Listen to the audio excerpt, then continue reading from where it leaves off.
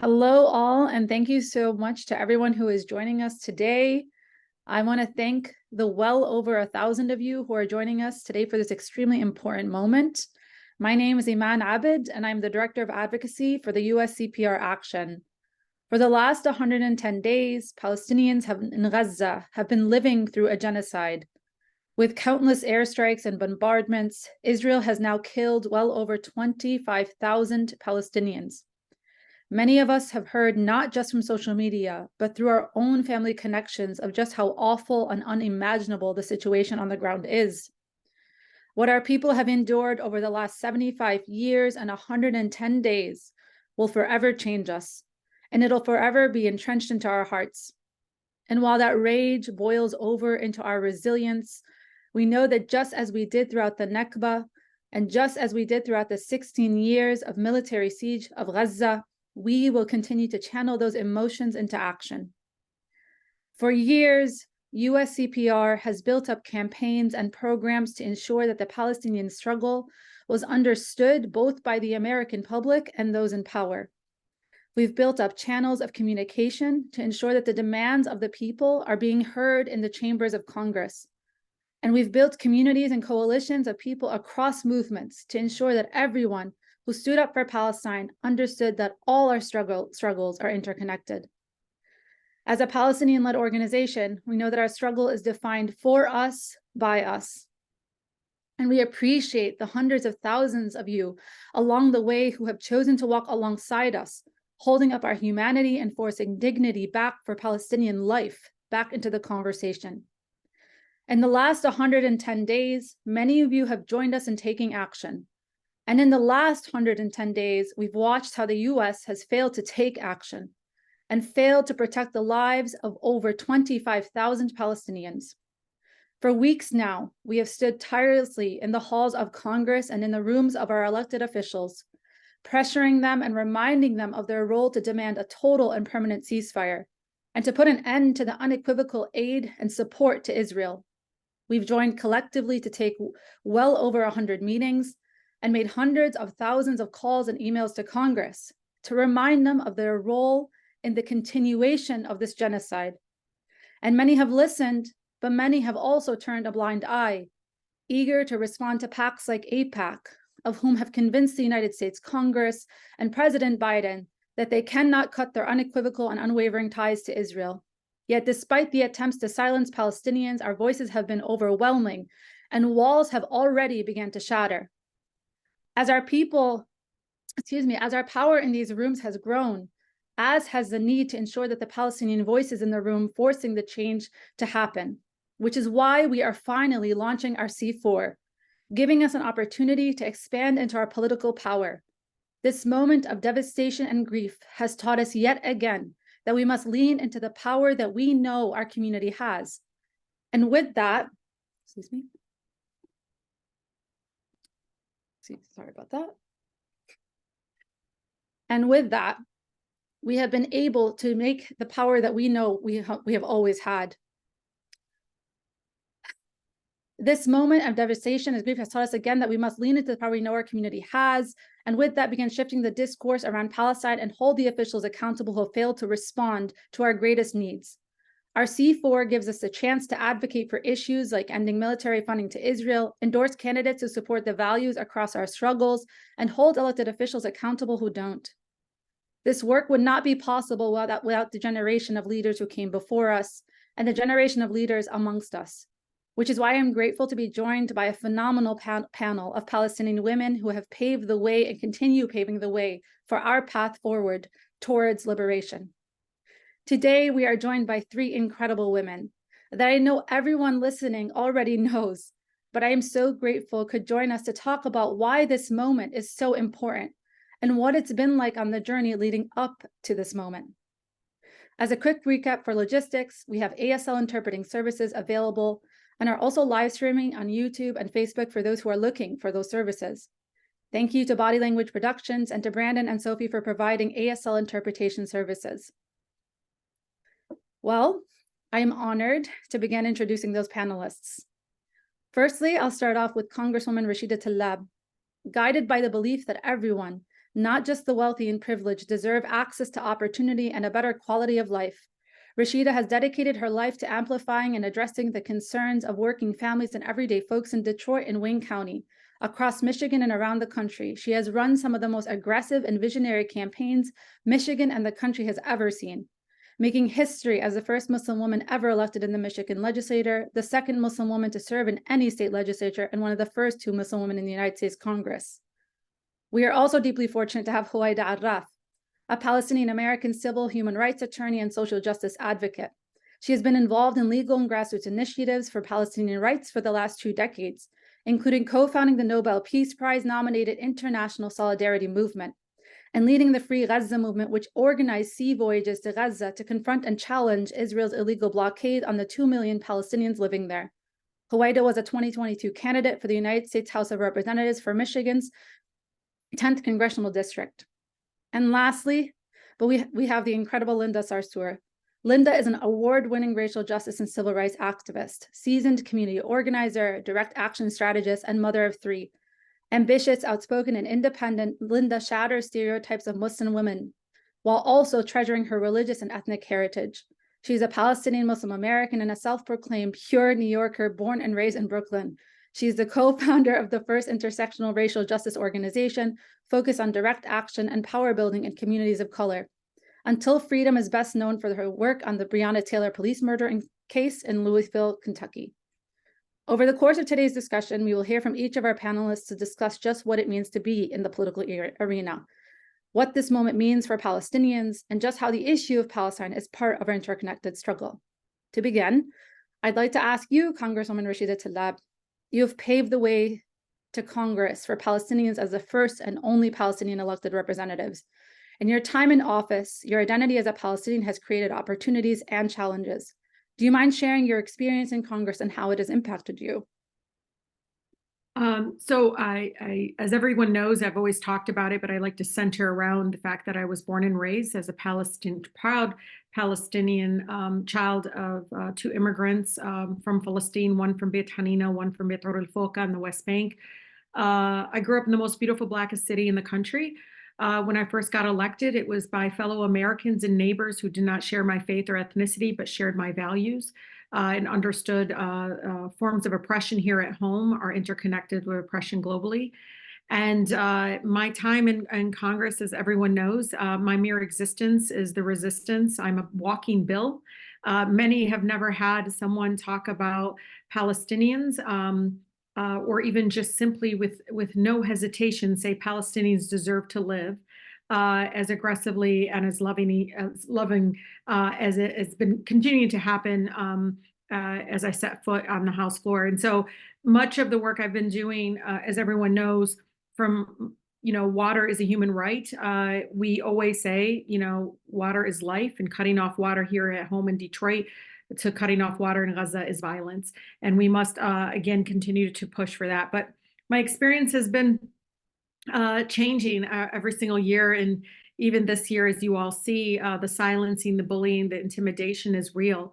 And as I tell my colleagues continually, even as I submitted for the congressional record, the South Africa case of genocide against the government of Israel into the congressional record, and as 2 members sat in the front that were 2 of 22 Democrats that censured me, I continue to remind everyone this movement and this creating the C4 is about the fact that they may be able to censure me, but they can't censure the world.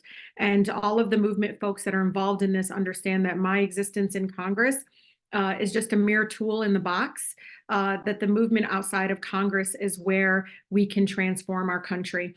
Grace Lee Boggs taught me early on that transformative change doesn't happen in Congress or who's in Congress, but it happens, or in the White House, it happens because of all of us. Remember that.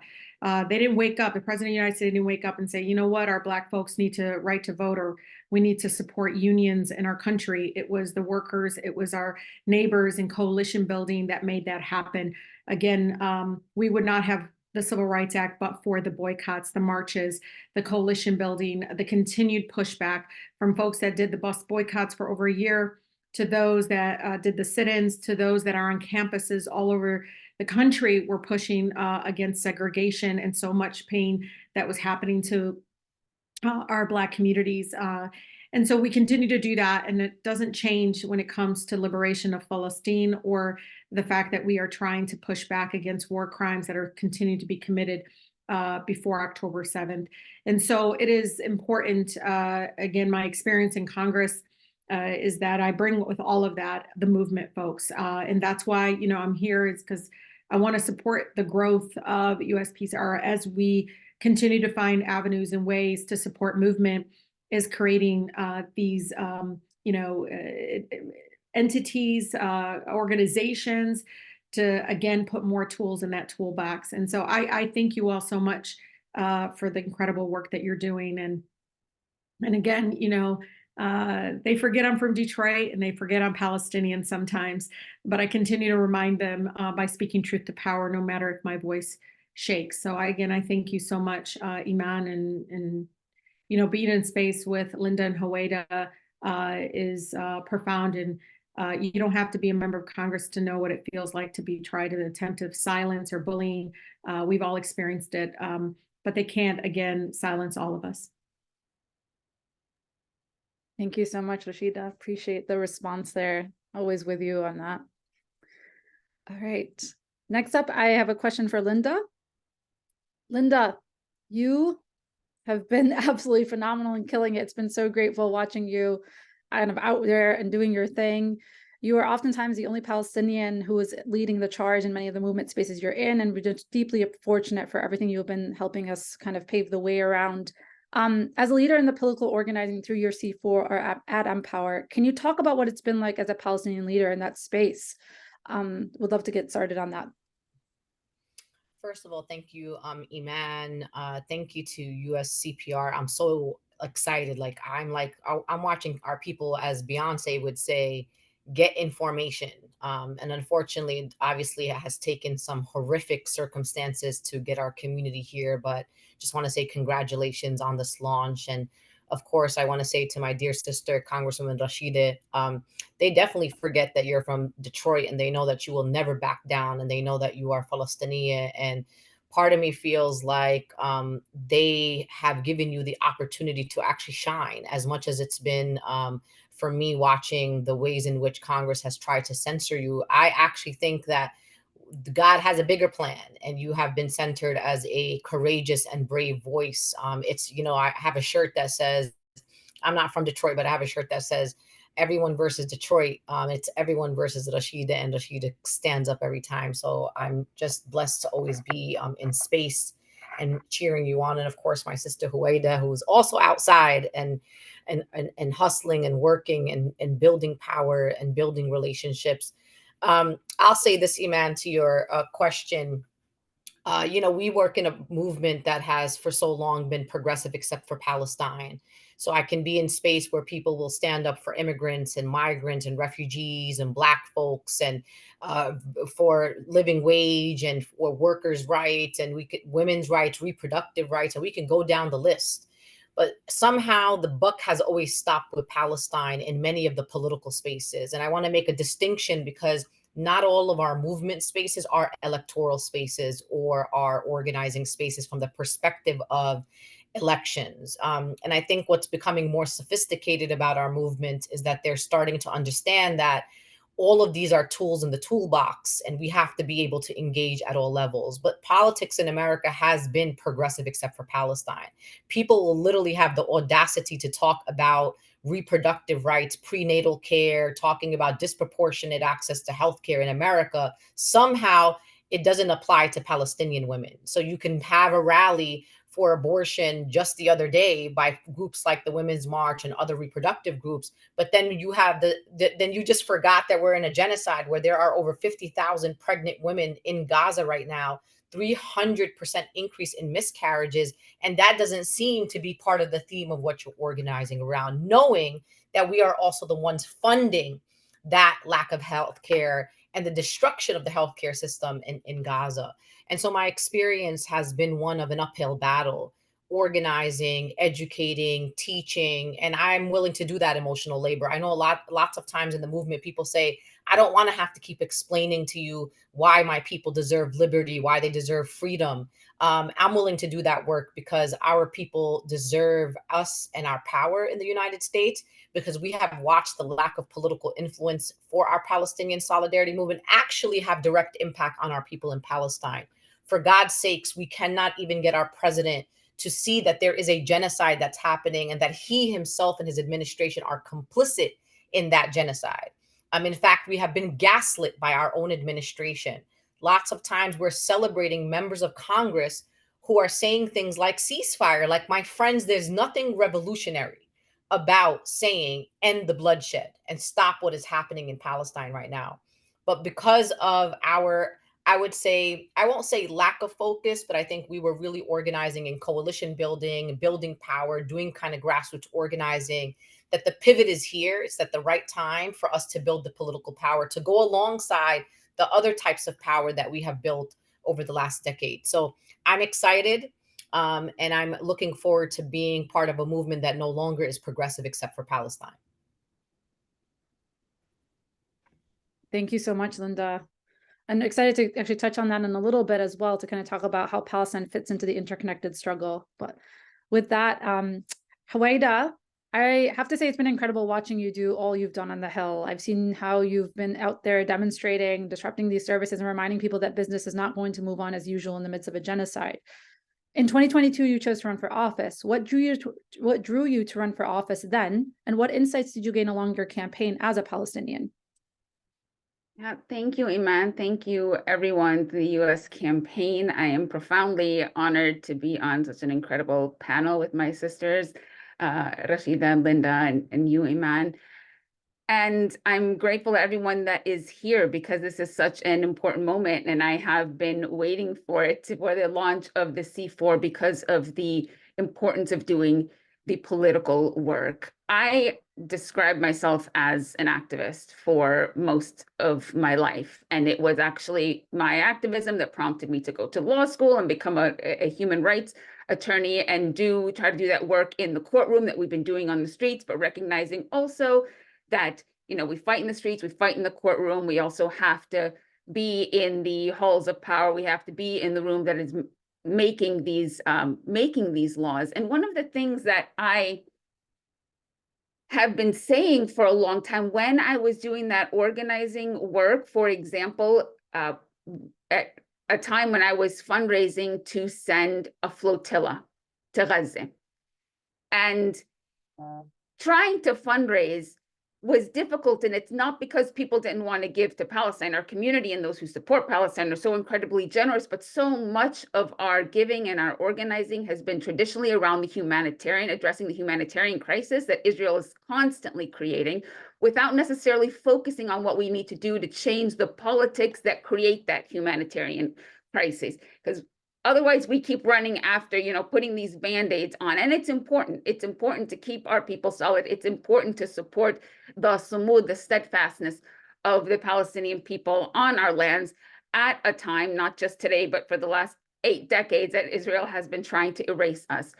But at the same time, we have to dedicate maybe 5% of that effort to doing the political work. And that has been a process. And I think that it has increased, but that was kind of in my mind. And seeing, honestly, when I was, after I had done all the work in Palestine with the International Solidarity Movement and with Free Gaza Movement, I thought I was maybe a little bit too radical to ever be in the US halls of power. But we see, you know, I think Rashida broke that ceiling, and we have a lot of people now also, I think, joining that, and we have a small but powerful force in Congress sending that message that people, our representatives, need to be accountable to the people and not to big money and not to corporations and these powerful lobbies. But that comes back to us in how we do that work. So for me, it was kind of a unique opportunity with the redistricting in Michigan, and that there was an open seat, and I had people locally encouraging me to run, and so I did. But more important than actually me running is recognizing how we do that political work and how we if not run ourselves, see about supporting people who represent us, and how we mobilize, organize with small donations, but more importantly, with our time, with our labor, because, you know, what is that, all that money that's fundraised used to do? It's used to get the vote, right? And if we can do that work to help get the vote in whatever way, we elect people that then aren't bound by these lobbyists and what they want, but actually to us. And so that was my campaign in Michigan's 10th congressional district. I think was great and a powerful one, opened a lot of people's eyes.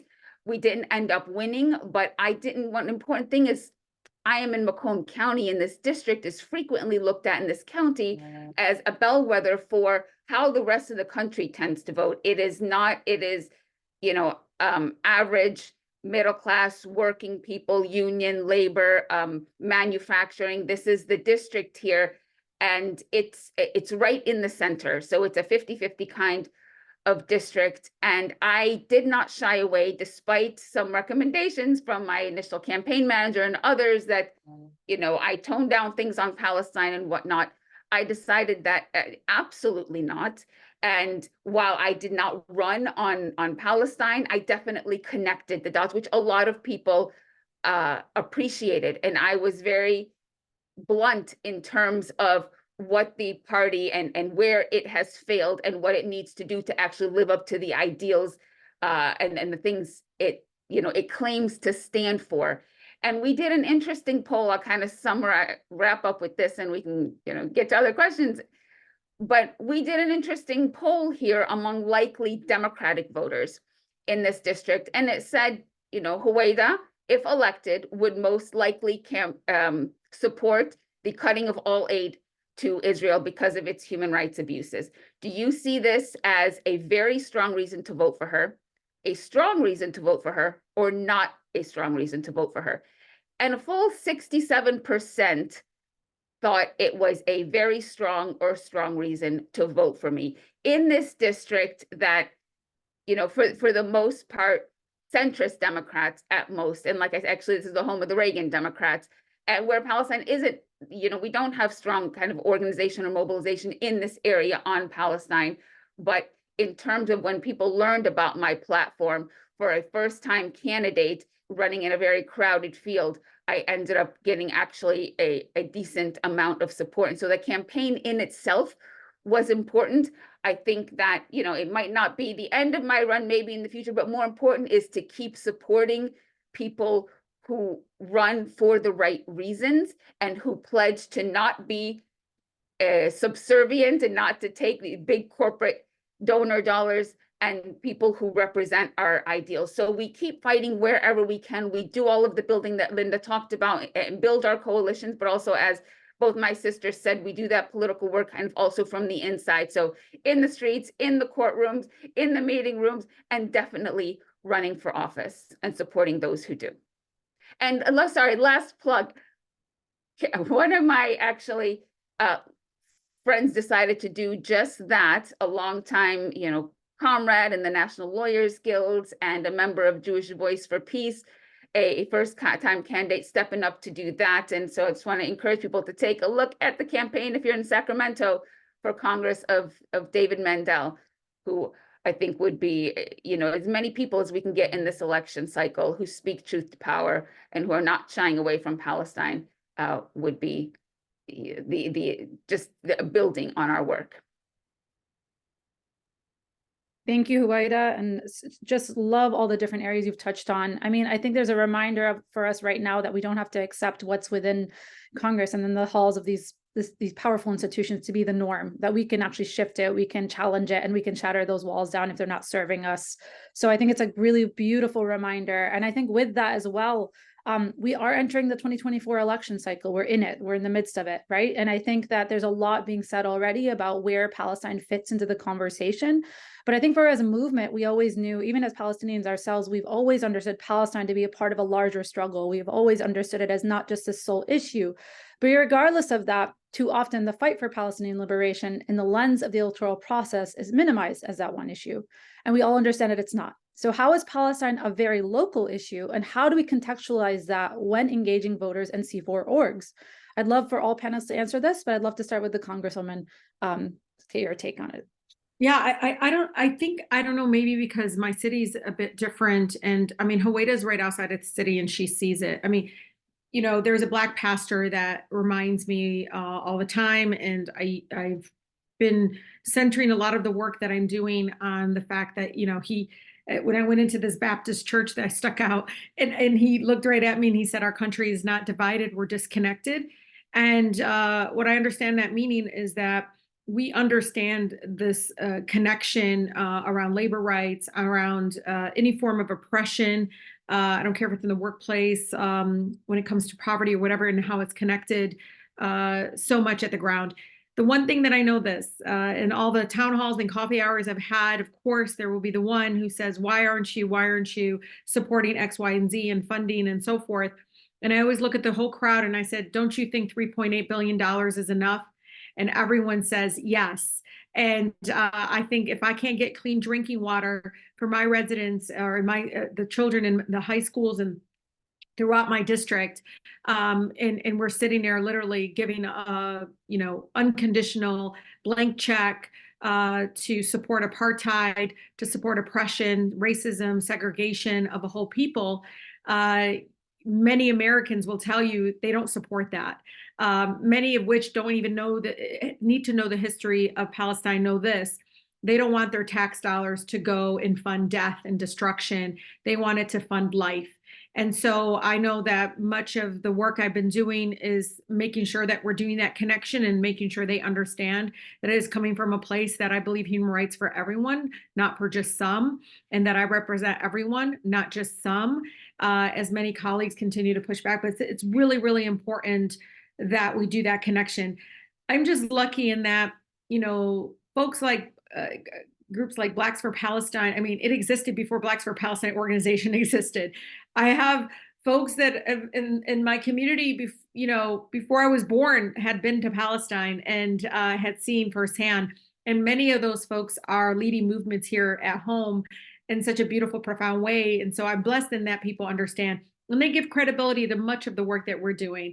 But it's important for folks to know that the actions of Congress and funding such a large record-breaking defense budget of close to $900 billion, when we can't get universal childcare, when we can't even literally fix the broken systems that we have in our country from, every time it snows now in Michigan, we're literally seeing blackouts and seeing people still can't afford their water because it's gone up 400%. All of that to say is people understand that. And then when they realize it's being used to commit war crimes and commit human rights violations and international law, folks are, just taken aback. And they're really, again, the majority of Americans are very much against continuing to support those kinds of measures. Many, many believe in what we all believe, which is everyone deserves to live with human rights and human dignity. Thank you so much, Rashida. Love that and really appreciate the commentary there. Linda, I guess the question goes the same for you. Would love to hear your opinions on why you think Palestine is a local issue. I appreciate that question very much, Iman, because one of the things I keep getting asked literally about 50 times a day is, what are we going to do in the 2024 election? And I tell people, you're going to do what you do every year in every election, and that's you going to the polls. We cannot be distracted every 4 years by a presidential primary or a presidential general election. Every single day, there are people in your communities who are running for school boards, running for community boards, running for city council, aldermen, Congress, state legislators. Much of the horror that we have seen over the many years, whether it be around reproductive rights, whether it be around anti-immigrant legislation, lack of police reform, really happens at the state level. And so what often happens is people are kind of dormant, asleep until these presidential elections come, and then everybody gets up and says who we're going to vote for.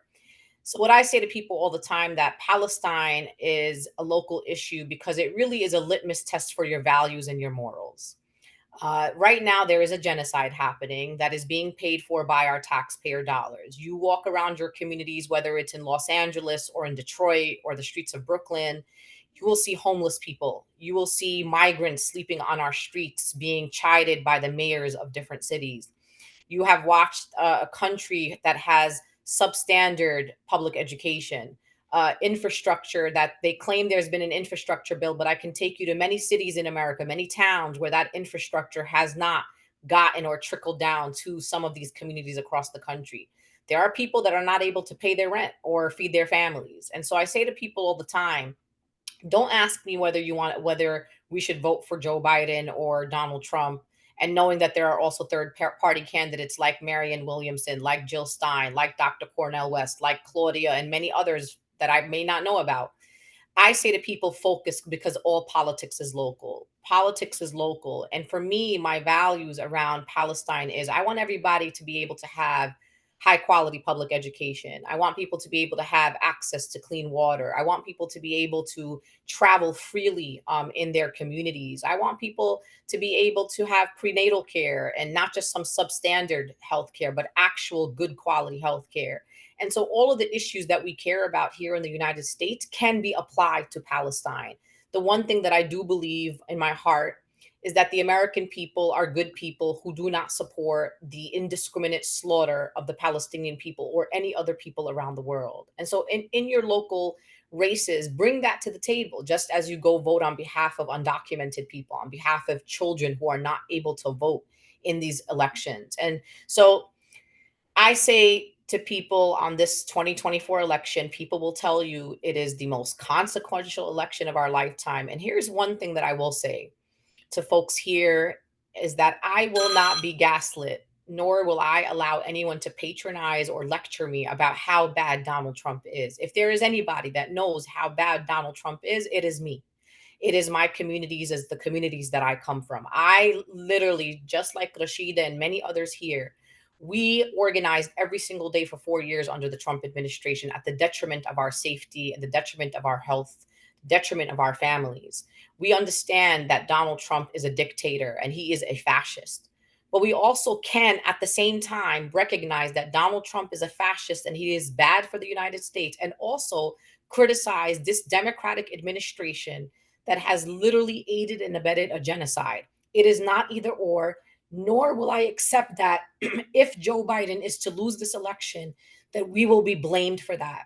Instead of telling us as political activists to be careful, or to tell Congresswoman Rashida Tlaib to be careful, go tell Joe Biden to be careful. Go tell the Democratic Party to be careful. It is they that have to move with caution and start getting themselves on the right side of history ASAP, because they are the ones that their time is running up, not mine. And so again, all politics is local.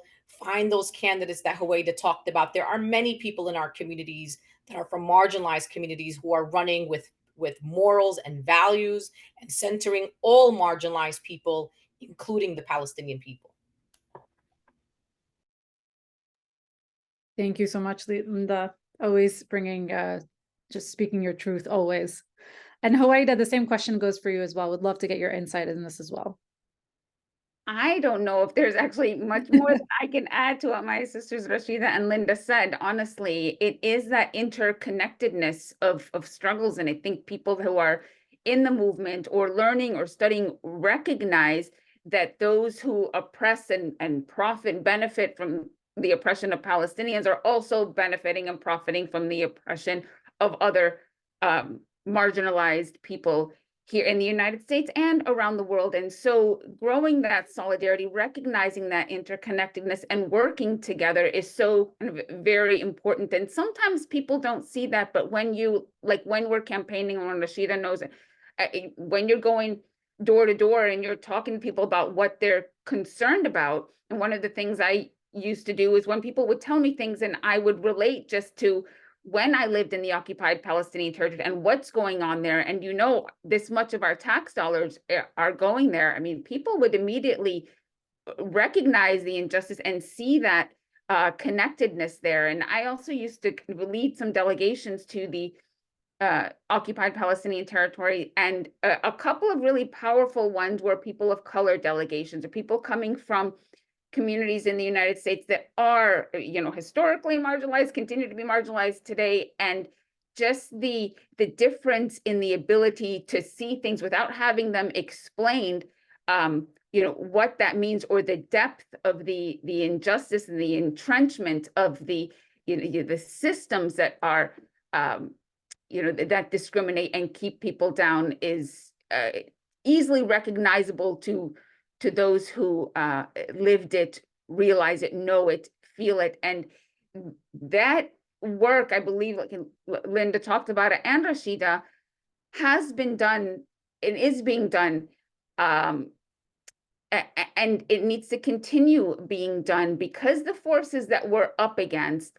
are so very great, and recognizing the interconnectedness of the struggle, the fact that we're likely fighting the same, these same forces trying to keep us down and that profit off our oppression, is important to strengthen our voices. So I think my sister said it all, but I just wanted to add that. And one more thing, I know there are a lot of questions in the chat about elections and who we vote for and how we strategize that. I don't necessarily want to answer that directly right now, but one of the things that I have been saying to my local Democratic parties, who at first, when I immediately came out and said to them, you need to make a statement back in October, and they were very tepid and saying, this is not in our mandate, and it's not our place, and I think it's very complicated. Anyway, all of these excuses to not do anything. And now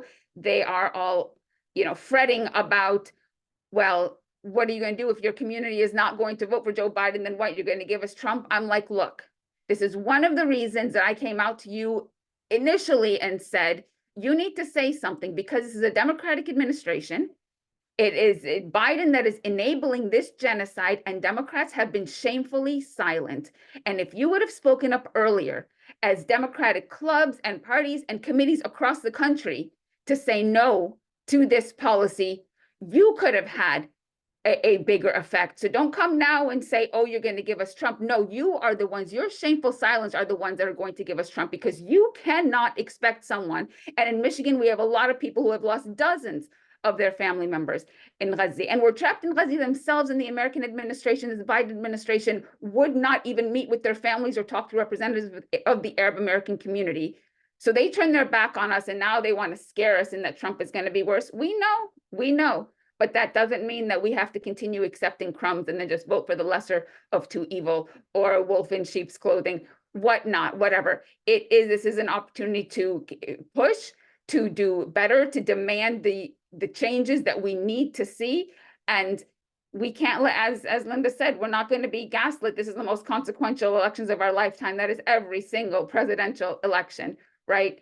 It's time that we take the horrors that people have seen. And I just this morning saw a poll that 1/3 of Americans across political lines think that Israel is committing a genocide in Gaza.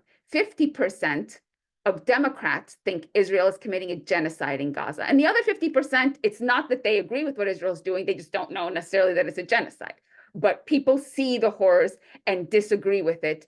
And yet this administration is not listening. So what kind of democracy are we talking about there? So let me end with saying that, we continue to do the work no matter who is elected president, and we're not going to be bullied into taking responsibility if Trump gets elected. It's the responsibilities of those who allowed this administration to enable a genocide. But we will keep doing the work on the ground regardless of who is elected. Thank you so much, Huwaida. And I appreciate, again, the reminder that we're here, we're building on our power, we're leaning into the years of work that we've been pursuing, that again, each of you has participated in. This is not the first time y'all are building on a legacy of speaking out and speaking your truth, and the many who came before you. I see a question that's, for many of us, oftentimes in the movement, we use our own language, and I realize that oftentimes we forget that maybe others may not be completely aware. So I want to recognize that for those who are joining us today for this webinar, we're launching our USCPR Action, which is our C4, which essentially is our expansion to enter into the political and electoral arena. As a C3 and a 501c3, we've oftentimes been doing advocacy within, stepping away from electoral spaces, stepping away from electoral organizing to make sure that we're working within the confines of what a C3 is allowed to do. And it's been really wonderful and really tremendous to be able to participate in that way.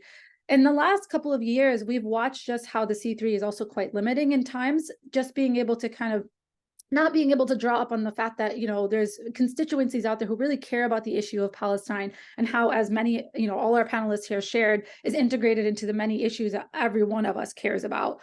And so through discovery and through trying to figure out how do we expand our own power? How do we step into a movement? How do we join our colleagues who are doing this work? We decided that we want to step up and actually create this arm that has more power to do more of that electoral organizing. So our hope here is to be able to put out more of those educational services and those, products. Like, I think many times people have actually on our C3 been able to engage with a lot of our toolkits, our action tools, making calls, sending emails. And a lot of that has been within the confines of the government capacity. We want to kind of enter that political capacity. We want to be able to say, hey, like, even as we're entering into an election cycle, we're here and our voices matter. Rather than stepping away from the conversation, we really want to lean in, which is why this moment has been absolutely important for us to step out. And we've been deeply appreciative to get this kind of up and running. So what is it? Like, what are we actually going to be doing next? So that others kind of understand what our C4 is and appreciate the questions out there.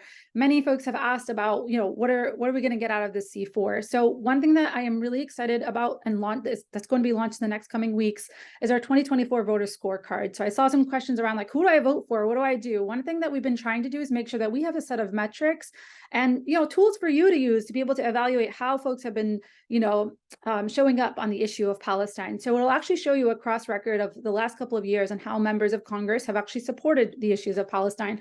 Have they only further funded the military funding vehicles to Israel, or have they actually taken a position to hold Israel accountable in these last couple of years? That information sometimes can get pretty, wonky, and I think we want to make it as easy as possible and as accessible as possible. So our hope is our voter scorecard can be made available as a resource for that. Additionally, I think that, y'all already know, USCPR is an organization that's been dedicated to ending military funding. So we want to make sure that we build up on those commitments and those principles that we have always, drawn up around, and kind of expand into those electoral space, start working with other C4s who are doing this type of work too, in coalition with them. And, also get a clear commitment, just as we do on the C3, on around the principles and values that we stand for. So we're excited for the election pledge to be launched out as well. So we're encouraging organizations and individuals to start signing up once that becomes available. And then our hope, again, is to also start endorsing candidates. We really do want to take a part in this, in what's happening. We know that it's not just when, people are in their tenure in Congress or and they're elected, respective local official capacities that we want to be able to influence them. We want to be able to play that, that role in influencing just what happens in those spaces throughout the entirety of the time that they are both running for office and in office. And so we're really hoping that through the endorsement process, we also have a powerful role to play when it comes to Palestine. And then additionally, we want to be able to expand our direct advocacy. I talked a little bit about the fact that we've spent over so many hours on what's been happening on the Hill, and especially in the last 3.5 months. I just want to give a shout out to my colleague Mohammed Khadir, who has been doing an incredible job at showing up on the Hill and doing this incredible amount of advocacy, whether it was on issues like the visa waiver program, or even now with asking folks to demand a total and permanent ceasefire, and beyond, asking folks to end U.S. military funding. We want to expand those services so that, again, and those resources that we've been able to provide and the insight we've been able to provide so that we can play that bigger role. So my hope is that can help kind of explain what this specific C4 is. Again, we really hope that people can check out our USCPR Action website to check out those sources.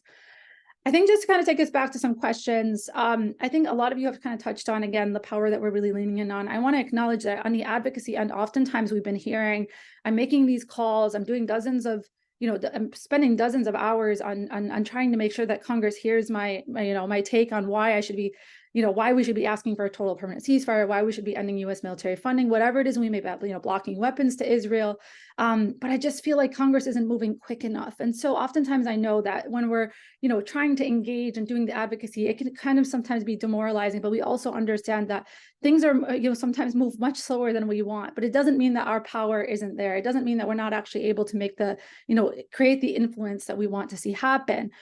So we know that our movement is working. I mean, well over 60 members of Congress have now called for a ceasefire. We just saw the resolution that Bernie Sanders placed on the floor in the Senate to try to get a report out and holding Israel accountable. While it failed, there were still 11 senators who really, stood in support of the Palestinian people to put it on record as a vote. And we've been really appreciative for what are actually not small feats. They're actually quite big, especially in a face, again, as I mentioned earlier, where oftentimes Zionist voices and the narrative is so powerful in these spaces. We want to acknowledge that the Palestinian voice really is paving the way for what's possible. Linda, I just have a question for you. As again, you've been doing this political organizing. So I wanted to kind of just ask you, so oftentimes Congress isn't taking the positions we are asking them for at the time and the pace in which we are asking them for, but yet I know that they're making these changes. There are waves that are happening. I'm curious in your end, from the organizing end, what have you seen working? What do you think is actually making, that influence happen, that change happen? I appreciate that, Iman, because I think a lot of people have lost a lot of hope in this democracy in Congress. And I think we need to understand that we are literally having to break down the barriers that have been built over the last, 400 years in this country, at least the last 250 almost. 2026 will be the 250th anniversary of the Declaration of Independence in this country. And so I just want people to understand something that I learned from Indigenous elders, which is we work for 7 generations to come. Oftentimes, our people get really emotional and they want things to pass tomorrow. They want things to move tomorrow. This is not how this country has ever worked before. So I'm not exactly sure why we think it's going to work that way for us. I tell people all the time that we oftentimes bring up the legacy of the civil rights movement.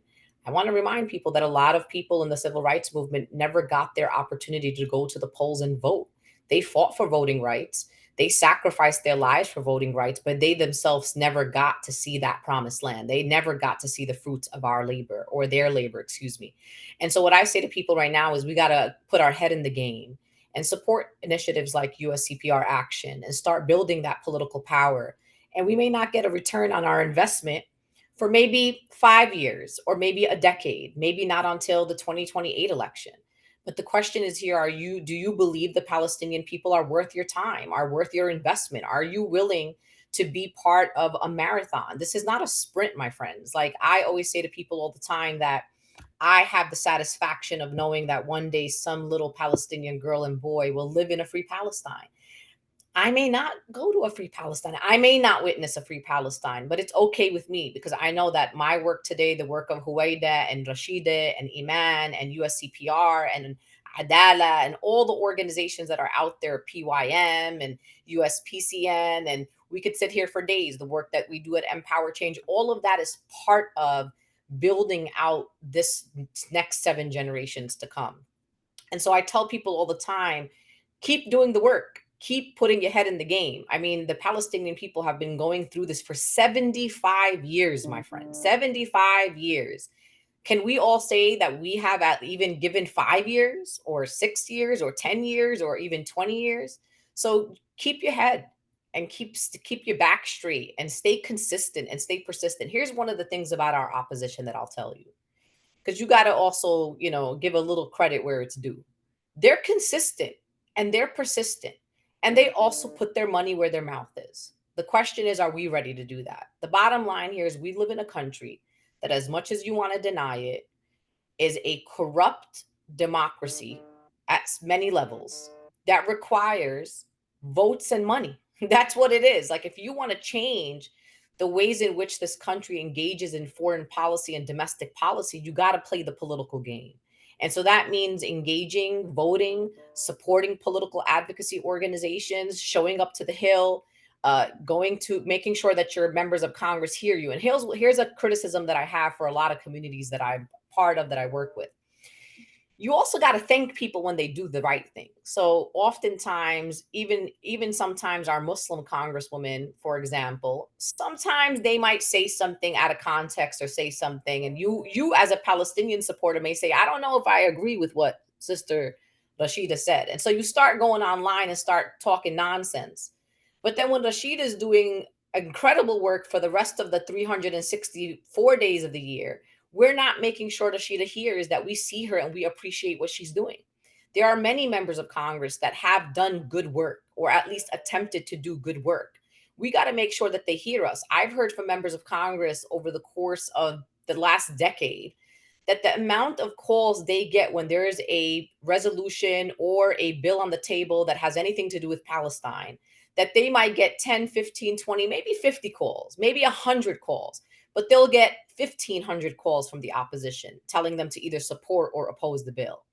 So what I say to all of you is, are we ready to do that political work? A lot of people don't like to do political work. I say to people all the time, if you are Muslim and or Palestinian and or Arab American and or a member of a marginalized community, you can't tell me you don't want to be political, because the nature of who you are as a marginalized person, you are political. Like this country has politicized marginalized people, which means that we must also engage in the political process that politicizes our bodies, politicizes our communities, politicizes our schools. We got to play this game.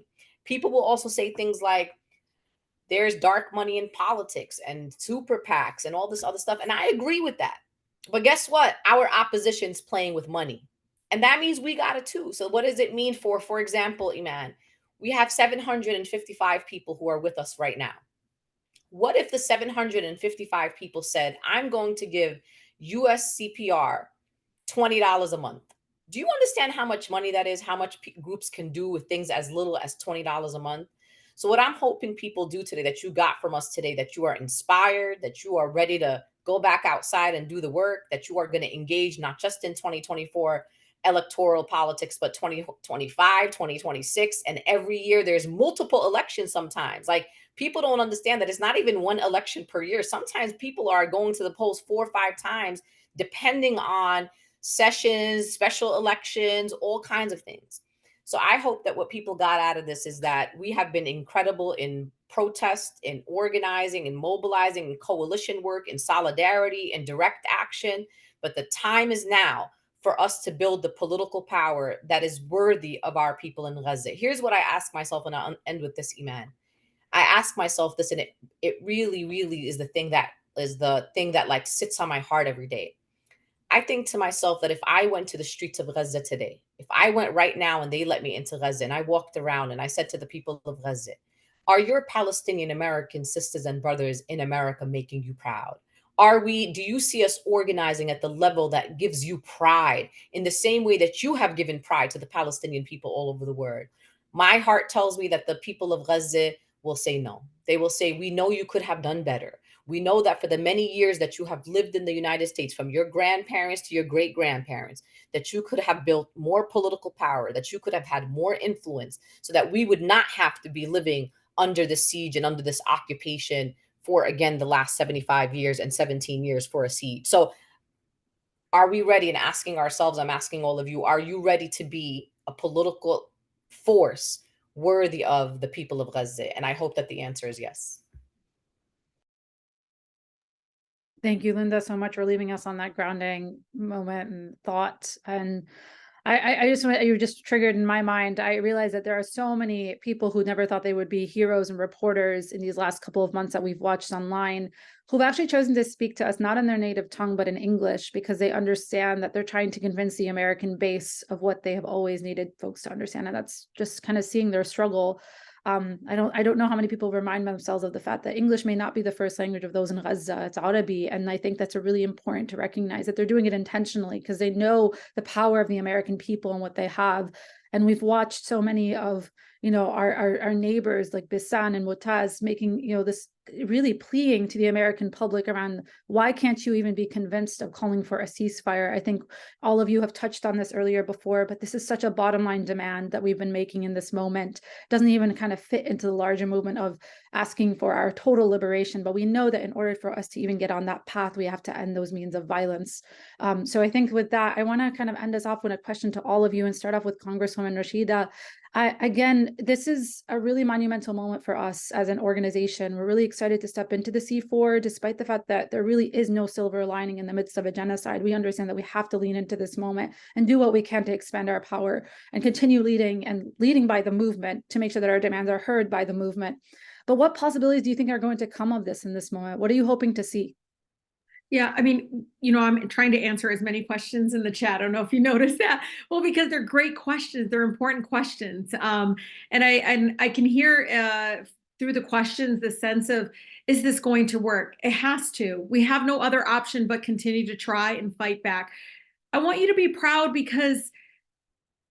of this movement, because I kid you not, in the Rayburn building, I see who's coming to knock on the door to ask for a ceasefire. And it's not people that look like us. Or, and I even see some of the names in the chat. They're not Arab Americans or people of Muslim faith or, Palestinian. They are people of all different backgrounds, Americans, who are knocking on the doors of my colleagues in their district offices, in their congressional district offices, in their home districts in Pennsylvania and Georgia and Michigan, demanding that they save lives, demanding the end of siege in Gaza, demand the end of unconditional aid.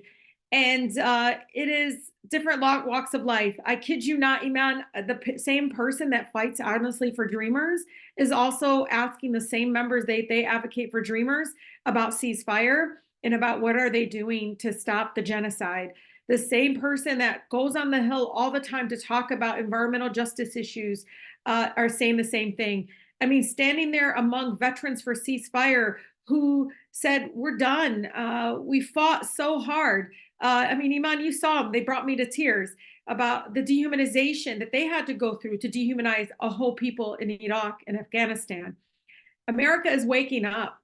I want you to know, I mean, even hearing Justice Democrats, which is a great ally of ours, doing focus groups in October of just folks that don't even know who AIPAC is, but when you describe who they are, they're like, wait, that sounds like, is that allowed? Because let me tell you, it doesn't matter if it's AIPAC or anybody. American people do not want, money to be used to influence their government in a way that is harmful. I don't care if it's the healthcare industry, human rights, the war machine, or a number of special interest groups. Special interest groups are not respected in our country. People don't want anyone else to have a say in what they believe their tax dollars should be used for, but them as constituents. And so I just want you to know, like, the movement is just growing, and it's beautiful, and it's diverse, and it's this big umbrella that many of my colleagues think that it was going to get quiet, and they're shocked it hasn't gotten quiet. If anything, seeing SEIU get on board for ceasefire this week, seeing the growing number of city councils across the country passing resolutions, it's not shrinking. It's, if anything, it's getting bigger and louder. And everywhere the president goes, he's hearing it. Everywhere any they call surrogates that they send out, they're hearing it. They're hearing it from folks they don't expect to hear it from. And now they're starting to hear it from folks that might not care about this issue, but care about whether or not the forever impeached president ends up in the Oval Office. Like I say to people all the time, I don't want Trump to win. Everybody knows that. But Biden needs to help me make sure Trump doesn't win. We can't do this on our own. And we can't expect to do it on our own. This is literally watching a genocide happen on live Instagram. Literally every single day, the American people are seeing it, and it's just really taken aback. And I hear it in Michigan everywhere I go. They see themselves in what's happening to the Palestinian people in Gaza, and they can't look away. And as many folks know, in my community, we are not shy. And I think that they're hearing from everyone, do something about it. President Biden can't continue going down this course. It is going to be very hard. Last thing, Iman, why we don't have an option. Please know that I've been told they think we're going to forget by the summer. They think we're going to forget all the images, the thousands of children. They think we're going to forget. If anything, with this call, you see that we're getting more organized. We're building structures to actually make sure we are not forgetting. If anything, we're getting more organized, more loud, more engaged. And I'll tell you this, staying home and not voting is not an option. Vote. because I want them to see we are a voting bloc, even if it means many people will skip the top of the ticket. There are many city council members that support ceasefire and support us. There are state legislators putting their literally out there, from Angie Nixon in Florida to Abdel Nasser Rashid in Illinois, and so many others that are on the ballot that support us. And if anything, I want to show them that we actually are a voting bloc. We vote, we are engaged in all levels of government, and we're not going to sit idly by. You've already made us feel invisible. We're not going to allow you to make us feel more invisible by not showing up. If anything, we should have records showing up to the poll to show that we came out to say we support saving lives. We don't support someone that's going to look away and allow literally a whole people to be ethnically cleansed right now. And again, I just stress this to everyone listening. The work that you're doing, it's changing. I can see it. People are coming to me asking me, what do I do about this? Everywhere they go, they can't seem to hold an event without somebody asking them about what they believe in and what they think, what their position is in regards to Palestinians right now and what's happening in Gaza. So I just want you to know it is in all corners. And I love when colleagues come up to me, they really do think I'm somehow in control of everything you all are doing in the streets or in their district offices or coming to their coffee hours. You guys know I'm not in charge. I don't know everybody in the movement. They need to understand those are their constituents, and they should sit down and meet with them and actually start working for them, not for special interest groups. Thank you so much, Rashida. And always just amazing to see how much stronger you become by the day in your commitments to your values and principles, and really appreciate that. Huwaida, same question for you. What possibilities do you think are going to come out of this? Look, I think that there is a sea change. This is a turning point, and it has to be, and we have to continue to build on it. Yes, it is inspiring. I see so many people activated, and someone posted a link in the chat about the phone banks. They're happening everywhere. In Michigan, we're logging like 500-600 calls a day, and that doesn't mean our representatives are listening. Our 2 senators, we've logged thousands of calls to them, emails, postcards, letters, and requests for meetings, and absolute silence. Absolute silence. But so they're not on the ballot. Just know that Right. that Senator Peters is not on the ballot, and we cannot forget when he is. Yep. And you know, Senator, I'm sorry, I just want everyone No, to go know ahead. That's true. Go ahead. that the ones on the ballot are worried. They are screaming at the White House, do something, do something, do something. Why? Because they're waiting for Biden to do something. So because many of them are just going to follow him, and they need that cover. And I'm telling you right now, these folks think, Senator Peters and many folks, and he knows how I feel about much of this, and many of them will continue to ignore me and not engage. A colleague, literally, that I'm on a plane with them coming back, engage me. I'll tell you what needs to happen. You need to literally be fair and just when it comes to this issue. But yeah, Huwaida, I just want you to know it is working, because I understand from folks in his office that they've never had this many calls come in about any issue ever in his office. So we're just got to show them we're not going to forget when next time he's on the ballot. Yep, absolutely. And call it out and shame them for actually ignoring thousands of their constituents. I was on a local Dem club, actually, it was my district Democratic committee, and they were talking about an event with Debbie Stabenow, and I spoke up. I'm like, you mean Debbie Stabenow, who has been ignoring thousands of our calls? You know, they want to make her out to be this great representative. And, you know, I spoke up, speak up wherever you are. And I know that historically here, it hasn't been easy, and it's probably not easy today as people are facing repercussions and getting doxxed and losing jobs and whatever. But there is such a big community of support, and there is a legal network of support. And people know about Palestine Legal, but you might not know about the hundreds of attorneys around the country who have volunteered to help Palestine Legal, which is just a small organization, so that we can fight back against all of these, McCarthyist efforts that are put forth to silence us. So there is a network, and the more that we speak up, the more that we expose, and the more that people like Rashida and others who have long been in the streets aren't alone, and we increase our power. So what I wanted to say is that yeah, we're doing this work, we're calling, and we continue to call every day, absolutely. Even if they're not listening, we continue to bombard them. And we have moved, right? There are actually 72 members of Congress who are for ceasefire now. And it was when, Rashida first put out the resolution, it was like 13, I think. So it has worked, and it is slower than we would like. But as Linda says, this work is not, we're not going to see overnight change. Also, resolutions in city council, we passed over half a dozen in Michigan. There are half a dozen more kind of in the works. And in my local Democratic club here in Macomb County, and I told you guys what Macomb County was about, like what the makeup is.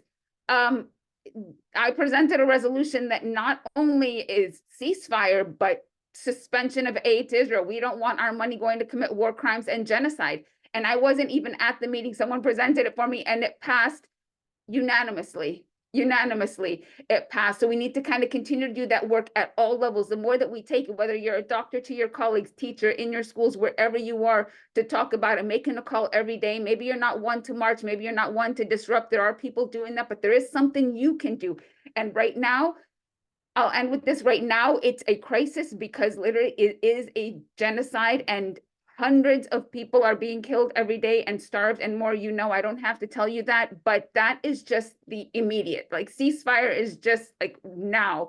The work has to continue. We can't let up after that, because this genocide is just kind of a culmination of what Israel has been building up to, as we have been kind of not doing the work, as Linda said, that we needed to be doing to build the power here, so that it would not have come to this. So we get a ceasefire, but we keep mobilizing, we keep building that power so that we can all see a free Palestine. And Linda, in our lifetime, inshallah.